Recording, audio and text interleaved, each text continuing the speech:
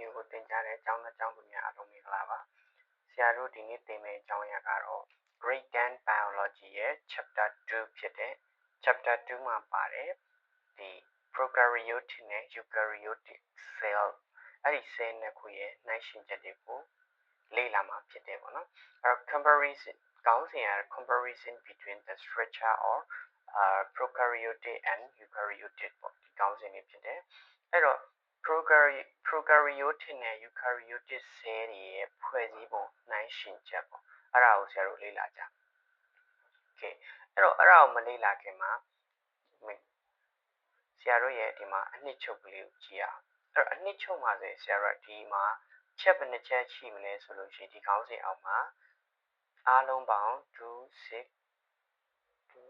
7 9ချက်ရှိမယ်ပေါ့နော်အဲ့တော့အဲ့ဒီ9ချက်မှာဆရာတို့ကအရင်ဆုံး3ချက်ကိုလေ့လာမယ် Okay ကျန်တဲ့ချက်အပိုင်းတွေကိုဆရာတို့ကနောက်ရက်မှာဆက်ပြီးတော့သင်ပေးမှာဖြစ်တယ်ပေါ့နော်အဲ့တော့ဒီမှာဆိုရင်ပထမအရွယ်စားပြီးလို့ရှိရင်ဆရာတို့ DNA အကြောင်းပြောတယ်အပြင် DNA ရဲ့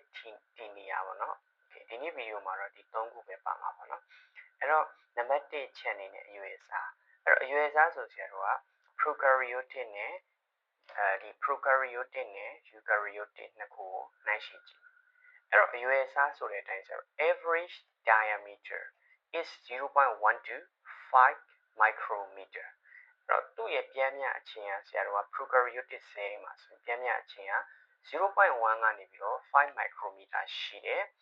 Okay အဲ့တော့ဆရာတို့ဆက်ကြည့်မယ်ဆိုရင် eukaryotic cell ပေါ့အဲ့တော့ eukaryotic cell မှာ average diameter ပေါ့နော် average diameter က is 10 to 100 micrometer 10ကနေပြီးတော့မှ100 micrometer အတွင်းရှိတယ်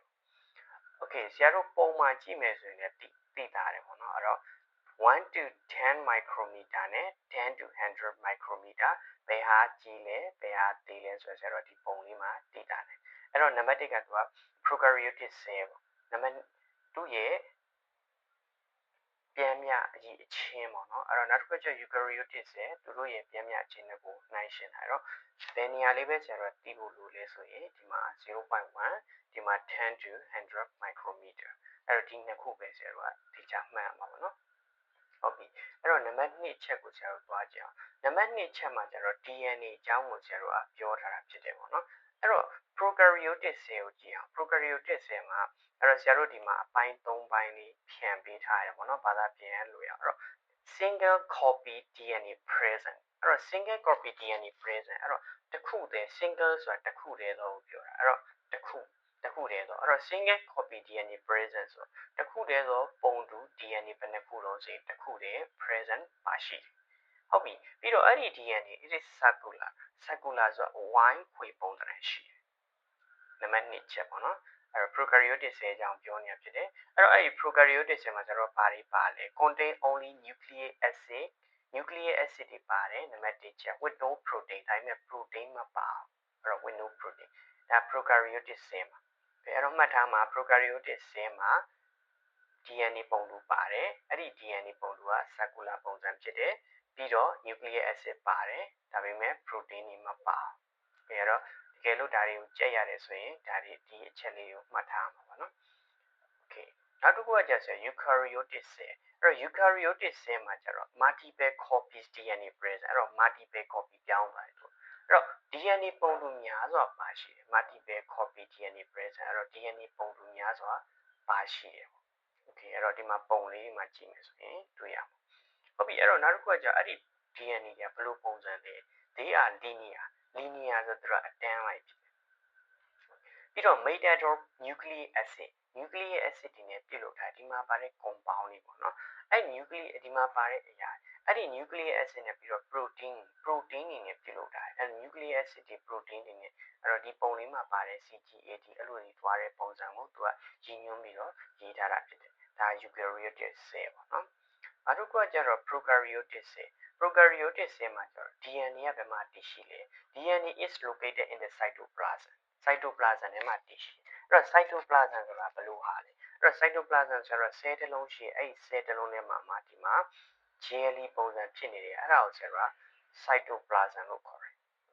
အခေါ်အဝေါ်တော့ cytoplasm ဒါပေမဲ့သူ jelly ကဲ့သို့တော့cytoplasm ဒီ jelly ကဲ့သို့တော့ရဖြစ်ပြီးတော့အဲ့ဒီမှာ တက်ရှိလေးအင်္ဂါလေးတွေလွင့်မျောနေပေါ့နော် okay ဒါ prokaryotic cell ဟုတ်ပြီ prokaryotic cell မှာ DNA ရှိတယ်လို့ eukaryotic cell ကိုကြည့်ဟုတ်ပြီ eukaryotic cell မှာ DNA ရှိတာ3နေရာရှိတယ်ဒီမှာ1 2 3အဲ့တော့ eukaryotic cell မှာ DNA is located in the nucleus ထဲမှာတည်ရှိတယ်နောက်တစ်ခု chloroplast စိမ်းရောင်ကျယ်ပစ္စည်းပေါ့နော်အဲ့ဒီစိမ်းရောင်ကျယ်ပစ္စည်းကိုကြည့်လို့ပြီးတဲ့စိတ်ပိုင်းမှာတည်ရှိတယ်နောက်တစ်ခုကျတော့ mitochondria မှာတည်ရှိတယ်အဲ့တော့ဆရာတို့ဒီနေ့ပြောသွားတဲ့အချက်ကအားလုံးပေါင်း3ချက်ရှိတယ်ပေါ့နော်အဲ့တော့ဘာတွေလဲဆိုလို့ရှိရင်သူ့ရဲ့ every diameter okay ပြန်မြခြင်းဘယ်လောက်ရှိလဲဆိုဒီချက်တွေသိရမယ်နောက်တစ်ခုကကျတော့သူ့ရဲ့ DNA single copy DNA present circular ပုံစံဖြစ်တဲ့ nucleic acid ပါတယ် no protein မပါနောက်တစ်ခုကကျတော့ eukaryotic cell ကဘယ်လိုပုံစံရှိလဲအတန်းလိုက်ပုံစံရှိတယ်ပြီးတော့သူ့မှာ multiple copy DNA ပါတယ်နောက်တစ်ခုကကျတော့ DNA တည်ရှိတဲ့ဒီနေရာ prokaryotic cell မှာ DNA ဒီ cytoplasm မှာတည်ရှိတယ် eukaryotic cell မှာကျတော့ DNA က3ခုနေရာမှာတည်ရှိတယ် nucleus မှာရှိတယ် chloroplast မှာရှိတယ် mitochondria မှာရှိတယ် okay thank you for listening today okay အဲ့တော့ဒီနေ့သင်ခန်းစာကတော့ဒီလောက်ပဲဖြစ်ပါတယ်